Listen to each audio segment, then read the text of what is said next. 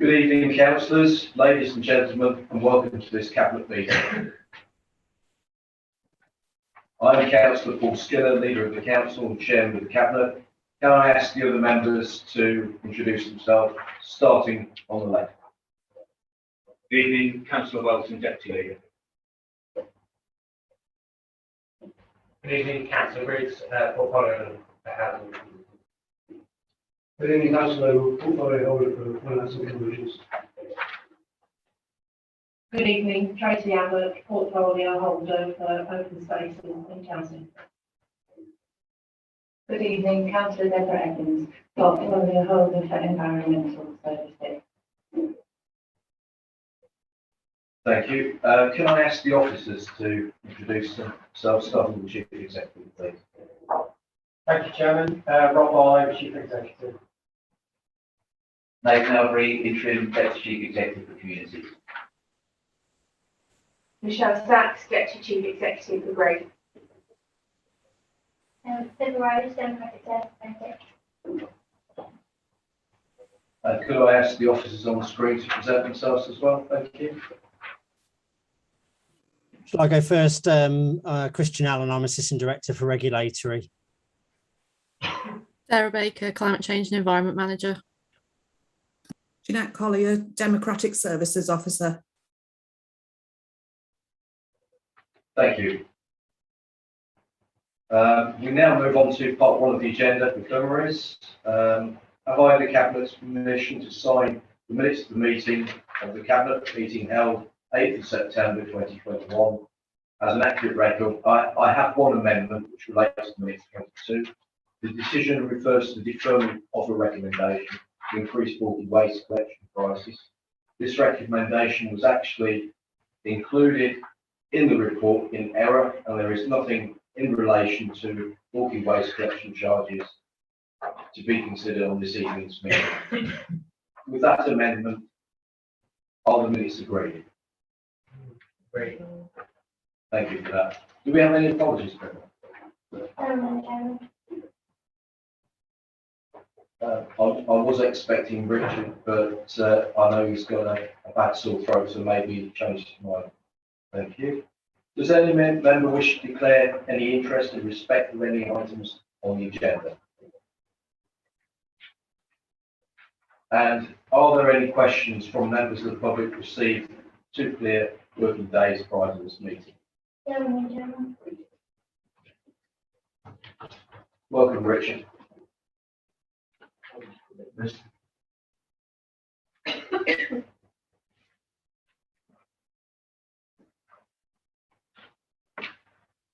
Just to confirm that Richard Austin has arrived and taking part in the meeting. And now we move on to part 2 agenda items. Thank you.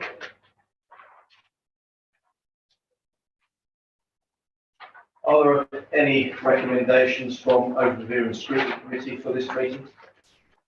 Yes, Chairman, there is a recommendation from the Corporate and Community Committee meeting of the 17th of August 2021, as set out in minutes included in the agenda pack at page 7. Thank you.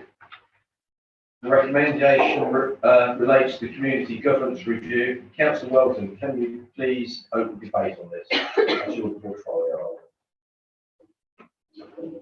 Thank you. Cabinet was asked by Boston Town Area Committee to consider conducting a community governance review.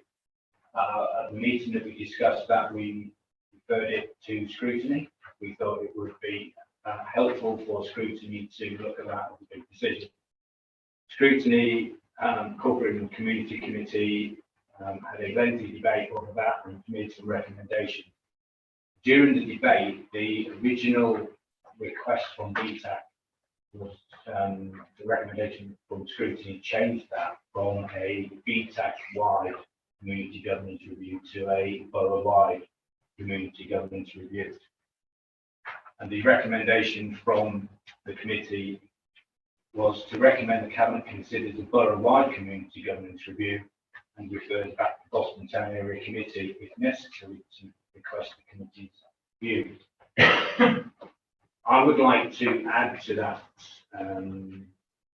resolution that a consultation is done by BTAC to look at the public's appetite for a community review, because the cost of a community review worldwide is absolutely astronomical, and at a time where every penny we spend needs to be spent properly. I'd like to ask the Chief Executive to come in at this stage for Penley just to explain the reasons behind a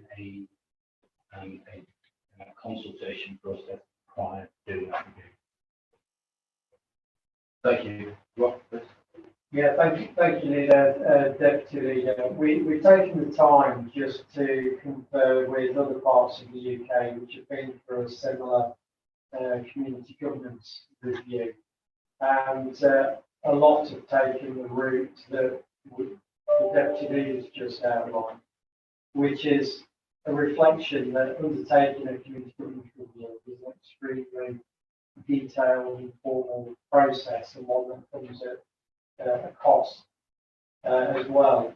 So the advice based on other areas of experience is it often makes sense to do a bit of a gauge the appetite review more informally with the community and residents before you go down that route. Because clearly if we were to engage in a very formal process and there was found to be very little appetite for it, then it would be a lot of effort and cost which perhaps could have been avoided. Alternatively, if BTAC are willing to undertake that informal review and there's a very strong proposition support for a community governance review, then that gives everybody a lot more confidence in terms of ways to engage with wider community. Time and money invested is going to be well spent. So I think based on the experience of our areas, that seems to be a sensible proposal. I would suggest that Cabinet consider mention back to colleagues on detail. Thank you, Chairman. Thank you. Thank you. So based on that information and the reasons behind it, I'd like to move that Cabinet refer the decision back to BTAC, take into account the debate at scrutiny, and also that BTAC conduct a consultation to gain public appetite for a community governance review. That's the second. Thank you. Do we have a second? I'll second that. Thank you.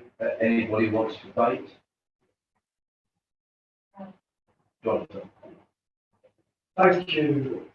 Yes, I was at that meeting, and what's interesting here is it says that BTAC would support this announcement. What was interesting is that there were only 6 people present out of the committee of 12, and of the 6 were present, 2 of them were subs. And it was Councillor Rosen who actually suggested that it should be a worldwide community review rather than just the BTAC area. My view is the whole thing, there's no democratic against it. It's a waste of money. However, if they want to refer it back to BTAC, that's up to us. But I think if there ultimately is such a review, then BTAC should finance it. Thank you.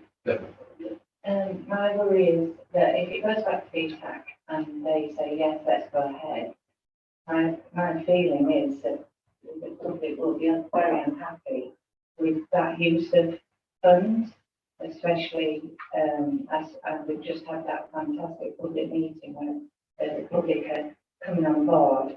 And I just feel if they think they're going to be wasting money, they'll be almost like, what? So I can understand why you want to send it back to BTAC, but in that, is there a chance that by going back to BTAC, it may go through and go ahead, and we'll end up paying for a service that the public probably won't want. Just going to bring Michelle. Thank you, Mr. Chairman.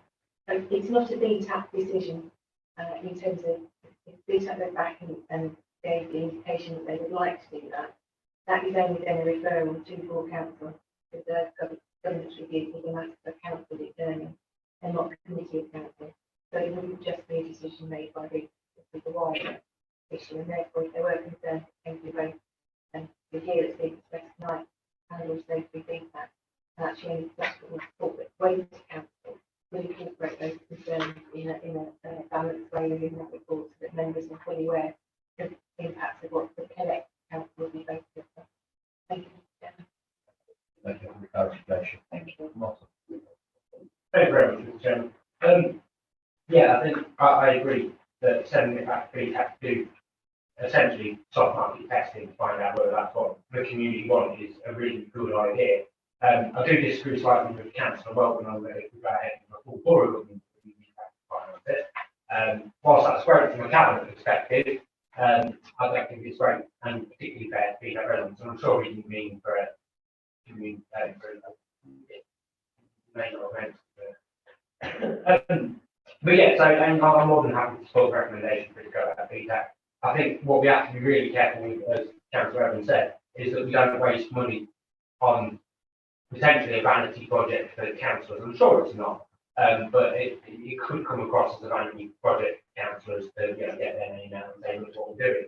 And we always have to be really careful. We sit in lots of meetings all the time with cabinet and different roles and different organisations as well, really worrying about how we're going to deliver the services we want to deliver effectively. What we don't want to do is wasting we don't necessarily have it with something that our population don't want our rules for. Thank you. I wholeheartedly agree. Soft market testing is a very sensible way with this, and it's public funds, and it's hard enough to get it without sponsoring it. So the proposal has been moved, it's been seconded, so I'll move to the vote. All in favour? Thank you. Any against? So it's clearly carried. Thank you. We move on to item 2. Are there any recommendations from BTAC?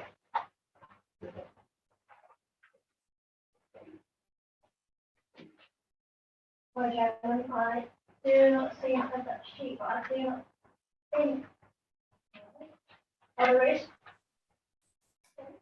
No, there's none for this No, meeting. sorry, sorry about that. There's none for this meeting, but I have to ask. Thank you, Pippa. Moving on to item 3, the first report of the evening. It's the draft climate change strategy, which starts on page 11 in the agenda. I believe we've got Sarah. I'll ask her to present.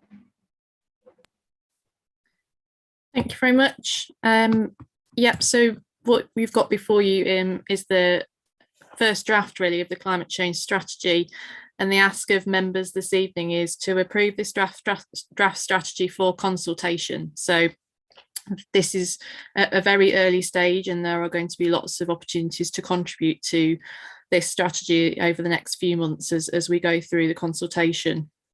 In terms of the document itself, it's really the next step in terms of the climate change and environment work programme for the council. What's been done to date has very much been looking at our own emissions and things that we have control of, which is quite limited in scope in terms of the bigger picture. So this strategy is really about looking at a borough level, and clearly this is a joint document, so it's also looking across East Lindsey and hopefully South Holland as well, looking at what the main issues and opportunities are in terms of tackling climate change. It's important to note that it's not just a strategy for reducing emissions, however. As you'll hopefully have seen from reading through the draft document, a lot of the actions that will look to be taken are about delivering a more sustainable future for our local communities. So be that through improved health and well-being, be it through harnessing the economic opportunities that many of the issues around climate change present, looking at that whole kind of social value concept really. It's about much more than just driving down emissions. But clearly we can't do all of this in isolation as a council. So it's really important that this is a document that is both fed into from stakeholders across our area, and ultimately, when I'll talk a little bit in a moment about delivery of this, that it is a document that's delivered in partnership. In having a document like this, it will send a really strong message, both at a local level, but also nationally, that we are taking the climate change issue seriously, and that we're looking at a collaborative and strategic approach to how we tackle the agenda. Why do we need the strategy, and why is it important? Well, I say it does demonstrate that shared approach, which I think will be really important. Clearly, you know, we've seen in the last week that there's a huge amount of activity around this at the minute. We've got COP26 coming up, which is sure to, you know, really shine a spotlight on climate change action. And I think for us to be able to demonstrate, and hopefully, as I'll talk about in a minute with the consultation, launch consultation on this strategy in line with all the COP26 activity, I think that will be really positive for our area. I think regardless of what local commitments we might have as the 3 individual councils, this strategy, as I say, is about wider action, so we can all move at our own speed and continue to tackle our own operational emissions and have our own work programs as appropriate. This strategy won't impact on that. It's about looking at the wider view and say that more strategic picture.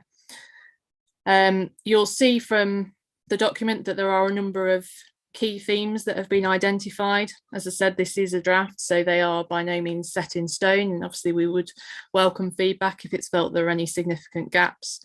Under each of the key themes, there are then strategic actions that we feel are important to take forward.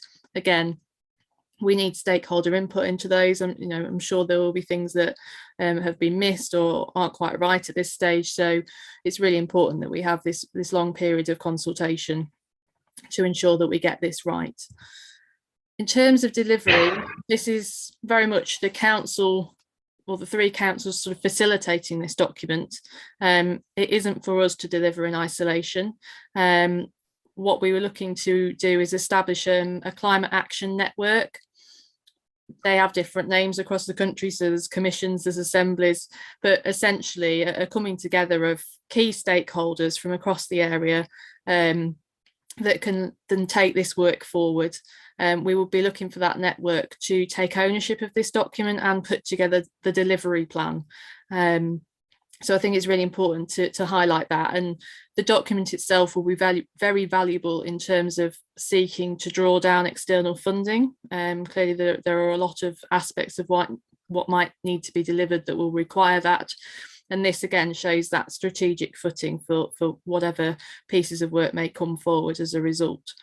The network itself will develop as part of this consultation, so exactly how it might form, exactly who will be on that, is still very much an open page at the moment, and I'd say that will develop over the coming months, and we'll look to engage key stakeholders within this consultation process. So in terms of next steps around this, obviously you're being asked tonight hopefully to approve this document for consultation, and a similar ask at Exec Board at East Lindsey, and then provided that goes to plan, we'll then look to launch the consultation, as I say, around the 10th of November, we're hoping, in line with the sort of COP26 activity. It is being looked at by scrutiny committees at East Lindsey and at Boston. I'll talk a little bit about South Holland in a second, just to bring you up to speed on that. We're then looking to organise a public consultation and then have stakeholder workshops as well. So at the moment we're looking to have one at Boston Stadium and another in Louth, probably for the East Lindsey side of things. We'd then look to bring back the final strategy through Cabinet Exec Board and then on to Council in early spring of next year, with a view to establishing the network and asking them to adopt this strategy in sort of later spring of next year. So that's really the timeline. In terms of South Holland, obviously the partnership is very new. We've been asked to look at this document as a 3-way document, and we're hopeful that we'll be able to take forward the document as such. However, in terms of the consultation from South Holland, that's likely to be slightly delayed because of the lead into it. We haven't had the opportunity yet to take it through their scrutiny and cabinet process. That is currently being looked at and being programmed in. So there will be a sort of slight lag on the consultation side at South Holland, but confident that it won't delay anything overall, and that we can still move forward with this. So hopefully that gives an overview, and obviously happy to answer any questions that members may have. Thank you very much for that, Sarah. It's a strategy, no doubt, like all policies will as technology comes on and other things come on, we'll get the opportunity over the years to review it. But you make some very, very powerful points. It is for our partners and for our other people of the borough to actually do what they can for the environment as well. And it's many hands make light work. So I'm into questions. Anybody? Is that your hand up, Jonathan? It wasn't, but I will make comments. Thank you. Yes, thanks for the presentation. My views on this are pretty well known, I think. I don't think it's a policy issue. I think the key issue there is like having done what we sent on you 5 days a week on 5 having the switch clean, so including works. And having said that, this is going to involve minimal cost, I think. And I was very gratified to hear Sarah say that she'd be seeking to draw down external funding. The key point is the UK's contribution to global warming is only 1%. Boston's contribution is infinitely testimony. Having said that, I've been asked to consider it as to go to public consultation. I have no objection to that taking place, of course. It seems that South Holland haven't yet engaged in the process, but probably they're all doing this cell town network in the future. That's nice. I will support it, but I'm not massive. Thank you. Thank you very much. It's timing with South Holland. This is likely to be the first strategic document as a joint document across 3 councils. It is a young relationship, and obviously the democratic machine has to work as it works according to council constitution. Yes, Richard.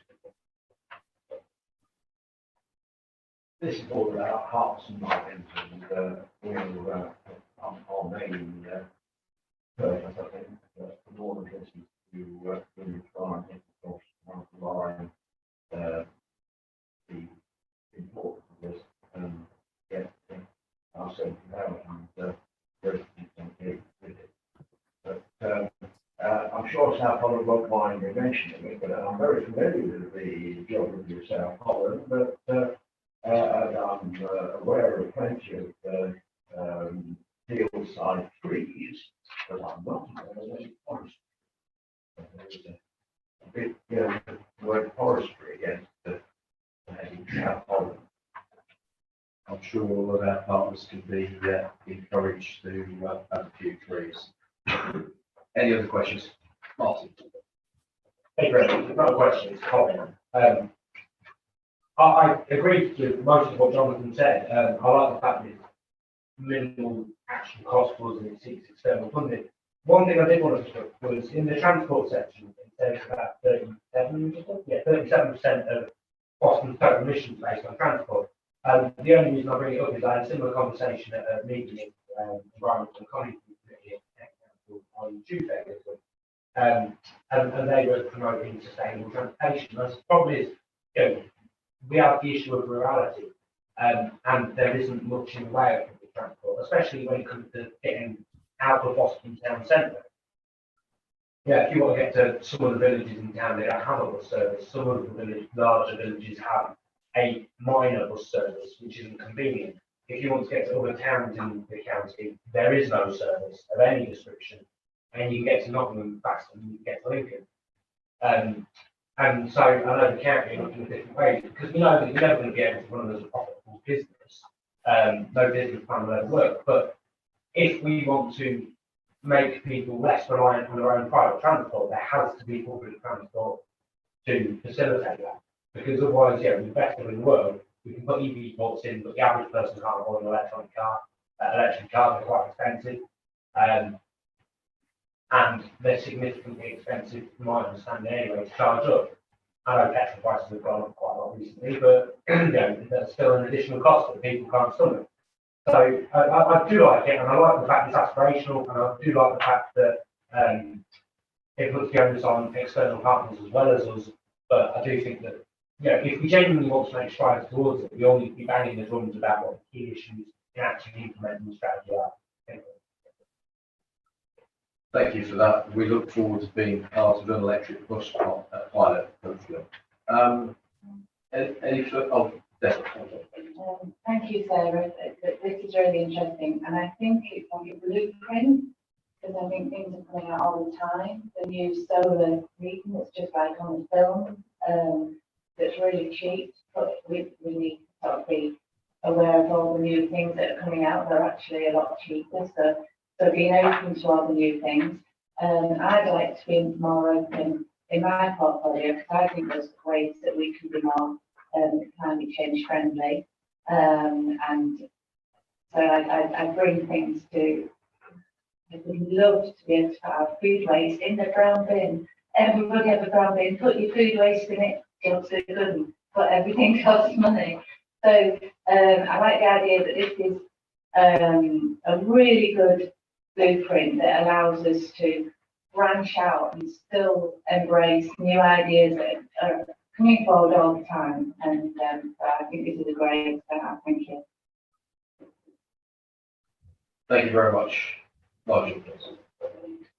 Yeah, I mean, it's a really good document, it covers lots and lots of things, but it boils down to one thing for me, and that's on the introduction of the report, where it says strategy to provide direction around how we achieve a more sustainable future across our area. And the sustainable future encompasses it all. It's not about one thing or another. It's not about, get cars off the road. It's not about stopping you burning fuel. It's not about stopping this and stopping that. It's about a sustainable future and bring lots of little changes together and make it a big difference. So we're not going to change the world in Boston. When you look at the carbon footprint of our borough against a city in China, for example, we can be carbon neutral tomorrow and have no impact on other places in the world about chucking out that kind of pollution, that kind of carbon burning. But about our sustainable future in our area, we think about looking after our bit, do lots of little bits, and all of that. Other boroughs do it, and other towns do it. The local environment, the local air pollution. We can impact on the local things by doing local things, but we can't have a massive impact globally, but a massive impact locally by doing something. So I really like the fact that this document talks about lots of different places, lots of different things, minimal changes to have a bigger impact. And there's another part in there that talks about us as community leaders, as council, as the executive, leading from the front, putting documents together, bringing partners and businesses and everybody else together to make it not just about what we do as a council, it's about how we lead as a council with the rest of them. So for that, I'm really, really happy to. Thank you. It's through economic development and hopefully developments even in this area that can take things forward. It probably hasn't been invented yet, some of the stuff. So the recommendation is to agree the draft climate change strategy goes out to public consultation this autumn. Final version will then be brought back to Cabinet and Council in spring 2022 for approval. I'll move the recommendation. Do we have a second? Thank you, Deborah. All in favour? Thank you. Next thing this evening, we have the social media acceptable use policy, which starts on page 39. And we've had this previously to briefings. It's social media is one of those key mechanisms for the council to communicate the community. That's Facebook, Twitter, LinkedIn, Instagram. They're very powerful tools to provide information and service updates from the council, engaging with thousands of people each week.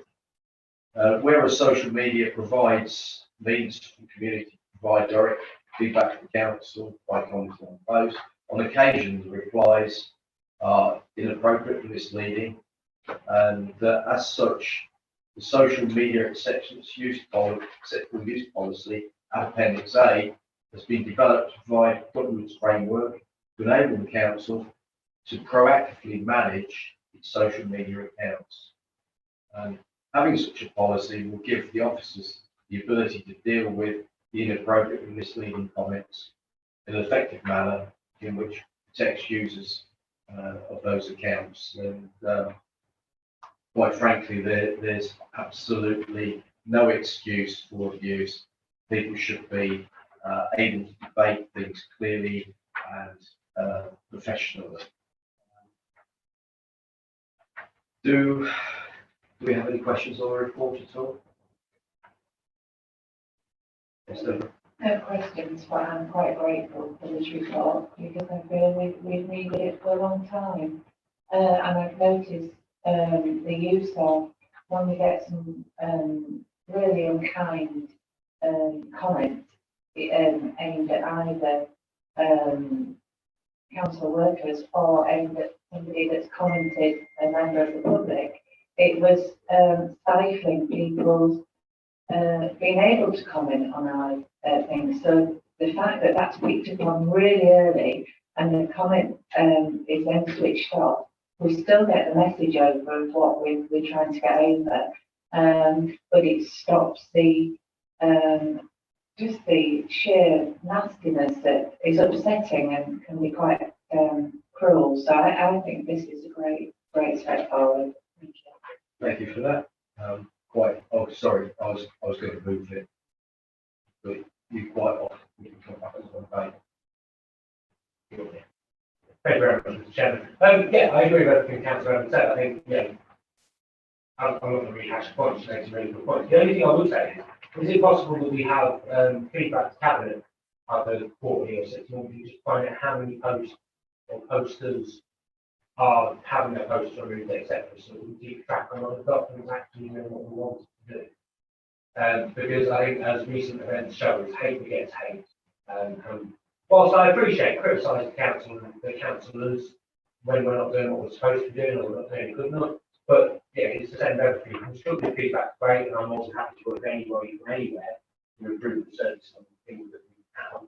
However, just blatant hate and hatred and animosity serves no purpose. All it does is lowers the reputation of everything, lowers the reputation of the council, the residents, the atmosphere in Boston. And whilst I appreciate there are negatives in the town, there are some really very positives.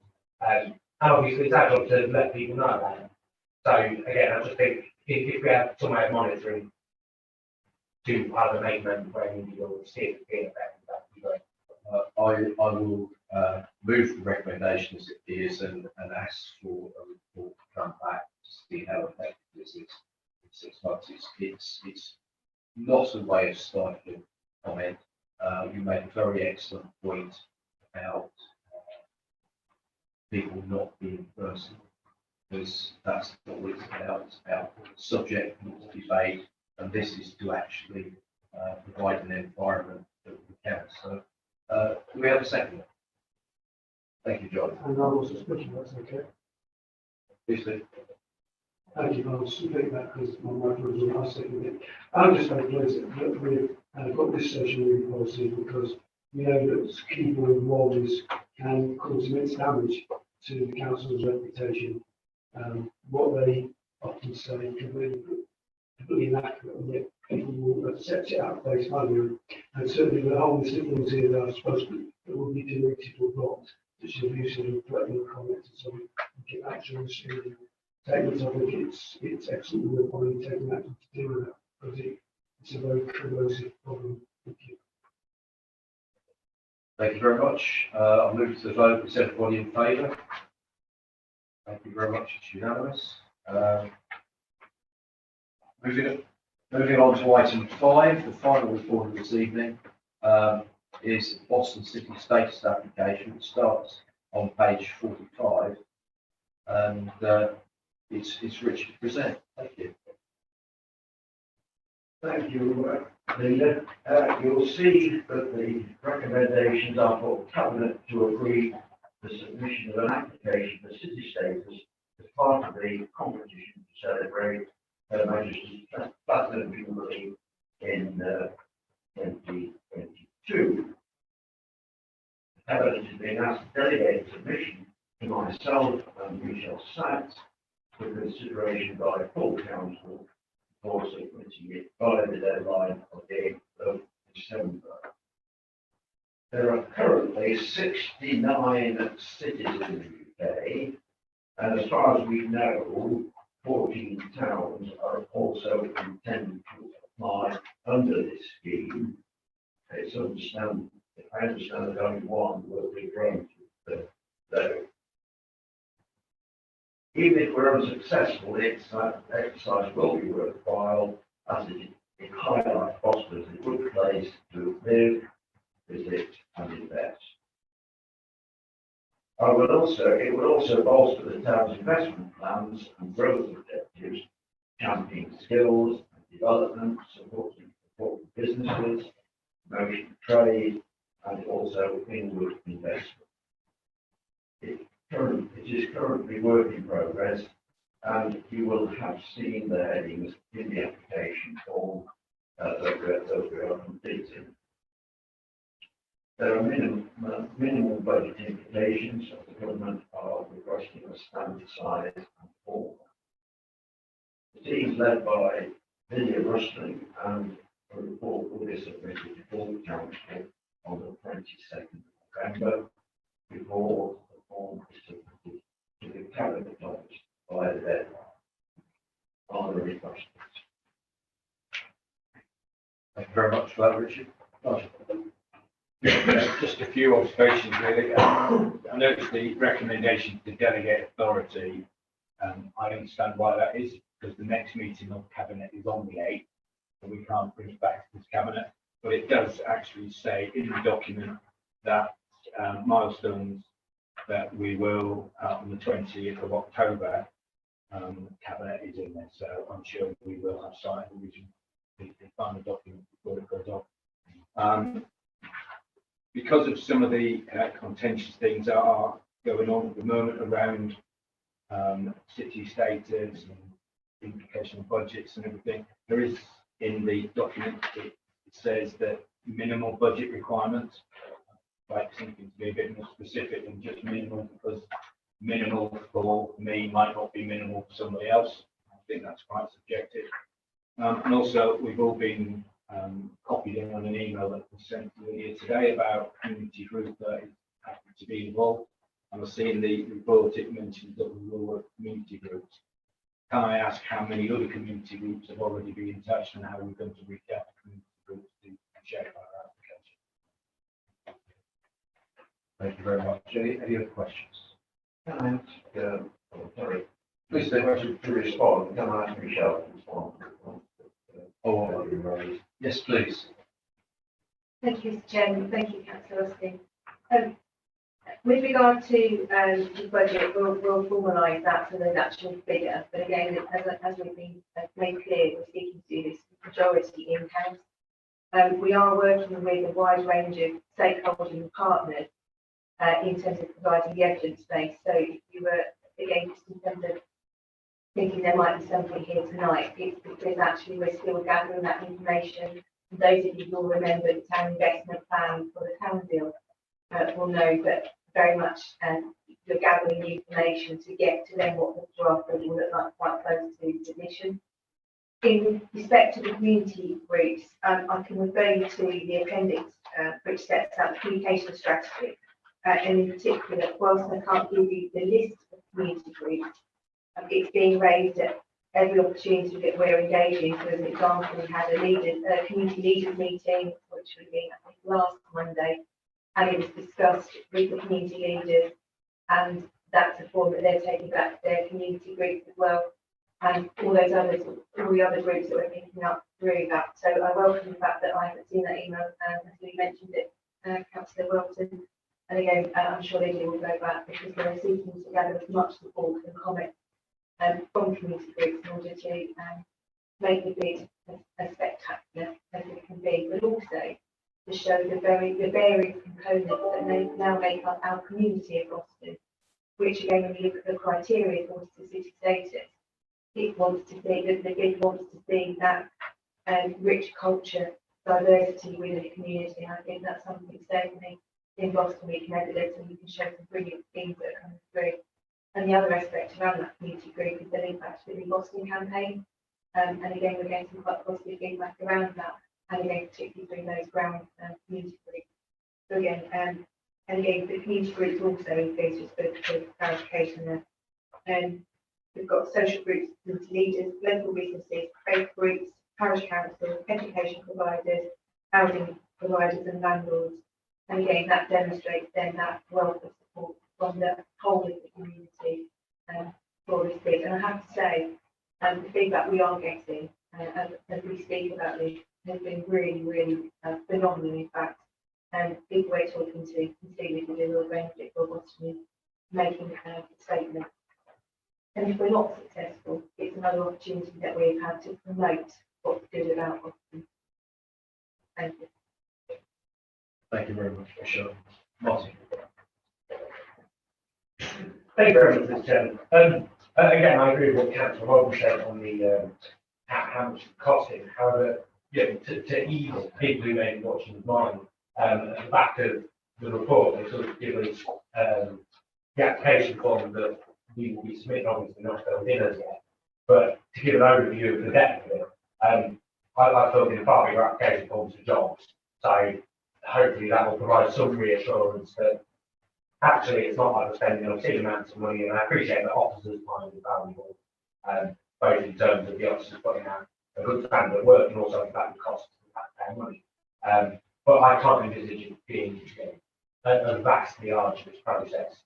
And again, based on the application we've applied for other things recently, I would imagine that much of the information will already cover, or at least know exactly what's going to get it.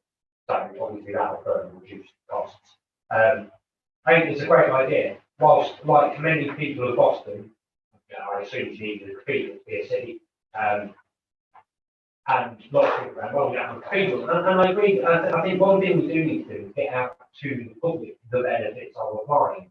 So 1.7 of the report tells links to an article about research by people far smarter than me and far more knowledgeable on the topic of the benefits of trying to become a city. And we really need to get out there to members of the public that actually, all the things that we take for granted at the minute, lots of people are worried about continuing services in hospitals, highways issues, extended lists, rather long.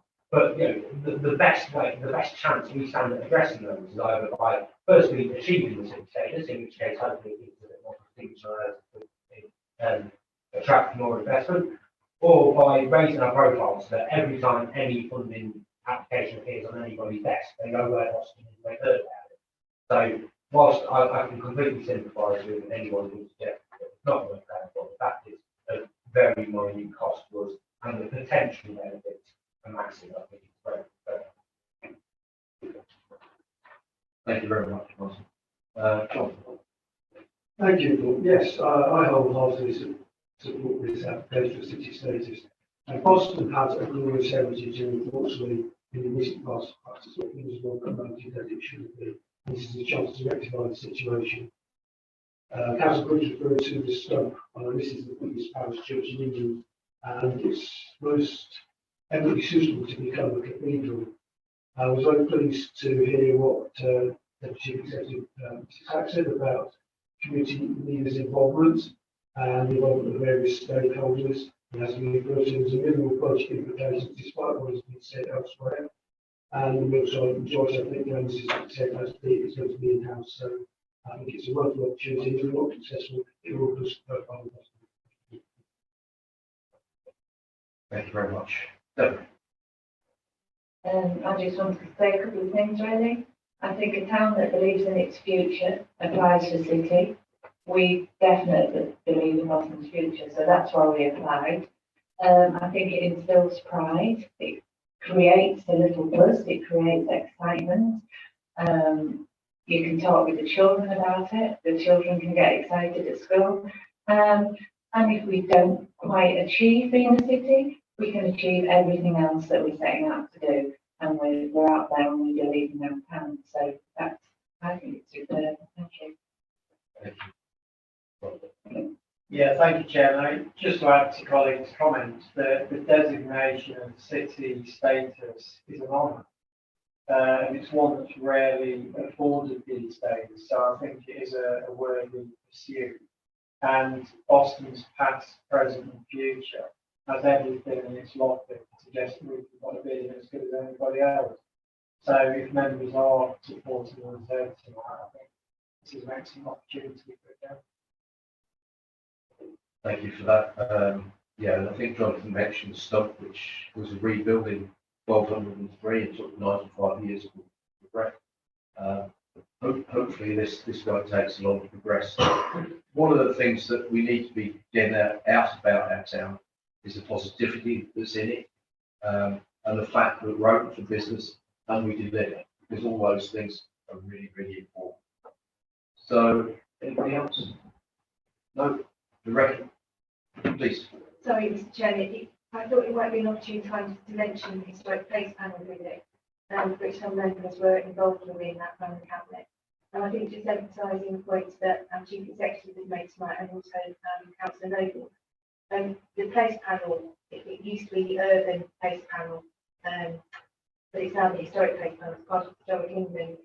The feedback we have received from both individuals of that place panel and also who organise it has been quite frankly phenomenal in terms of how much they enjoyed their visit, how much they thoroughly enjoyed Boston, and how fantastic a place they see Boston as being. And certainly a couple of people directly said to me it's one of the best visits they've been on for a number of years in terms of both the diversity of our heritage and our ambitious plans. And I think that sometimes when we see every day and we're immersed in it, when we have external visitors come and feed that back, that's something that's really valuable to us, and we wait with the report for that in terms of some of the observations and recommendations.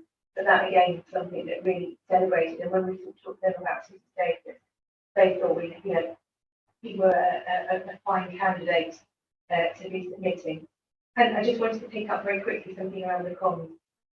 Some of you will have seen the BBC, the calendar segment, which was probably a couple of weeks now. Councillor Austin took part in that, as did Lydia. The feedback again from that was also really, really positive, and it's getting that out there in a format that people can readily read. So I pick up and I will take back what Councillor Briggs said about communications and how we can continue to get that message out, and perhaps in more bite-sized chunks as opposed to links and documents. So I'll take that back. Thank you very much, Councillor Briggs. Thank you, Mr. Chairman. Thank you very much for that. It's also important to show that people that we deliver, and that's something that we do. The recommendations are set out on page 45. Just clarify that these are referred to full council, and they are to agree Boston Borough's council submission of an application for the town to receive city status as part of the competition to celebrate Her Majesty's Queen Platinum Jubilee in 2022. To delegate the authority to Councillor Richard Austin in consultation with Michelle Sachs to approve and submit the application for city status by the deadline of the 8th of December 2021. Richard, would you like to move? Yes,